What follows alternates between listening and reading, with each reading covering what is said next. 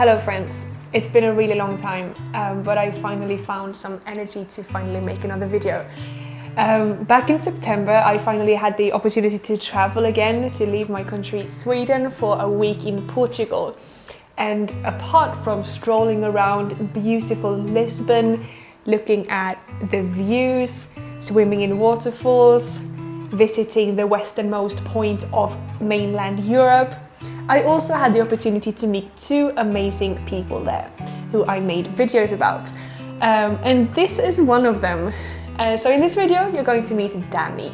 So, my name is Dani. I'm a non-binary person, a gender person. I'm a woman also. I classify myself in the gray area for a gender, and I define myself as a demigirl. I'm also a pansexual and a relationship anarchist. And I'm a student of astrophysics and a software engineer. And also I have mental health issues because I'm bipolar, so I struggle with all these identities in my life. Dani has made a long journey before finding these words that she feels represent her identity. Normally I like to say that I did 7 came outs, because my first came out was as a bisexual person when I was 20. And it was like a big revelation for me, because I remember that I was writing in my diary, and in my mind came up with, maybe I'm bisexual because I have these feelings and these feelings and these feelings, and that makes totally sense for me. And after that I assumed myself as a bisexual. I never had a relationship with anyone, because for me it was very important to define myself at the first place. So I did that come out. After that I did my come out as a pansexual person. After that I came out as a polyamorous person. After that as a poly person. After that as a trans woman. After that as a relationship anarchist, and after that as a non-binary trans woman. So there was a big process of recognizing myself, learning, and people normally ask me, why so many labels? For me it's like, my life is not depending on labels, but my political views and my political fights are measured by labels. For example, when I fight for non-binary person rights, when I fight for trans rights, etc., etc. So the labels for me is like an usage for political stuff and for community stuff. After years of exploring their gender identity and expressing themselves in different ways, they felt that it was time to do something about it. I decide myself, I have to change my name, I have to start feeling myself as myself. So I go to the doctor. In that time the law, I changed my name with the law before, the 2011 law. So I needed a report from doctor saying that was I suffer from gender dysphoria. I receive a lot of pressure to behave like a woman, like the stereotypes of a woman. So for example, most of the time I don't go with skirts, neither with high heels, neither that. And the doctor was always saying me, you have to do that, you have to do that, you are not complying with this, we are not complying with it, you are a software engineer, that is not a job for a woman, you are an astrophysics student, that is not a study for a woman, you are with a woman in a relationship, that is not for a trans woman. So a lot of stereotypes, things that I don't go for it. So I take more than 1 year to get my report. It was a difficult one. And after some time I start hormonal therapy that I'm doing until now. Yeah, I'm very happy with that process, so which is good. This idea of forcing transgender people to be very stereotypical is something that is practiced in certain places by some doctors. In the context of medical view, the trans people should not exist. And to erase trans people, we have to normalize them. And if you want to normalize them, they have to behave like a cis person, they have to have a body like a cis person. And this is the view of doctors in our country. So when you enter to the process of getting a new name, for now you don't require a doctor to change the name, so that is good.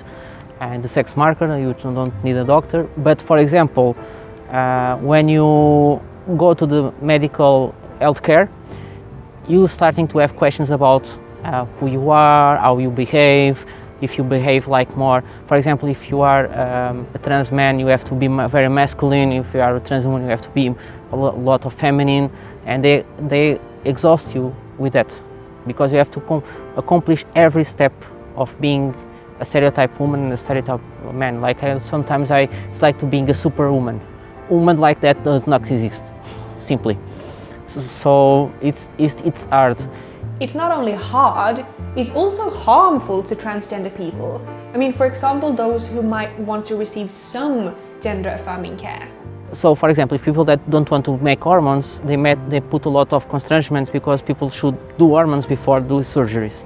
But there are people that don't want to do hormones and only want to do surgery. And they put barriers on that place. And for example, if you go for hormones and if you go to surgery, they mostly of the times they require that you go for bottom surgery because it's not strange, like my doctor said. For example, because I wanted to do mammoplasty, and she said to me, no, but that is strange because you will look like you see, boobs and stuff, and me not, but with the strangeness I deal with it every day because I already have a body that is not normal. I hate this word. It's not normative. The strangeness, I deal with it. So it's a problem of me, it's my problem, it's not your problem to decide what surgery I have to go under. In our days, we know that trans people are very different, they have different needs, and you don't treat trans people as an individual, you treat trans people as a way of normalizing people because they have to pass as a cis person. So it's hard in that process. But Dani hasn't reached the end of her journey. I accept myself as someone that is always changing. Being like me at this moment, like being a gender, demigirl, a relationship anarchist, a pansexual, not define me in 10 years in my front, so I can change. My identity can change. So for me, it's important to define myself as someone that also renovates every day, because every day I'm a new person. So that is very important for me. One topic that I try to bring with my activism. Politics and activism are some things that are very important in Dani's life, but it hasn't always worked out for them. I have been out of political movements most of my life, not now, because I was dealing with a lot of crises and up and downs, like bipolarity did me, highs and lows and highs and lows, so it's not stable enough for doing it. But when I did my come out as a trans woman, I decided to get to political movements, and so I started doing activism on an association that I'm part of the board now, that is ILGA Portugal. I started doing a lot of things on that field. So, for example, at this moment, I write to some magazines, for example, magazine from Galicia. I'm writing from some journals. I have my blog. I'm part of the board of this association. I'm also trying to be on Trans Health Network that is organized by TGU, etc. So I start doing a lot of things, sometimes more things that I should do, because sometimes it's harder, because most of the times what's happening is that people ask you to do stuff, continue to do stuff, to defend yourself, and it's like for free. Like you can go to the whole country doing stuff, but you have to do it for free. That's sometimes it's complicated to have money to travel and stuff like that. So, but most of the time it's because it's very tiring to be always teaching. Being an activist and having to teach other people about your own reality all the time can be very tiring. I do a lot of things. In reality, I'm not tired of doing things. Sometimes I'm lost in so many stuff, but in reality I like to do that because I like to inform people and to teach them, even if sometimes I don't want. For example, I go out at night and I'm drinking a beer and someone, oh, can you tell me about activism and stuff like that? And no, now I want to rest a little. But normally I like to do it because I think that it's very necessary to have narratives and discourses in every place. To finish up, Dani would like to share no less than 3 messages with you, so listen carefully. 1.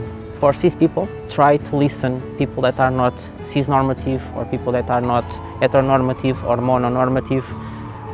Try to listen to them. Try to get information from other places, but also listen to their discourse, their lives, how they behave, and without judging, because everyone is different. 2nd, diversity is the normal. The normative is the fake normal. So what we are proving with all these changes is that diversity is something that is inherent from the world by itself. So when we are asking for, oh, but that is not normal, the normal is a bad word because the normal is diversity, it's being different. So because each person is a person. And in third place, I think that each one of us as an individual or with any identity should grow up in a happy place, and for that I think that all people on the world, mainly us that have in some points some privilege, like for me I have some privilege of being a stable work, etc., etc., should make sense to make people life easier and to create a safe space for them. Everyone should have a safe space to be.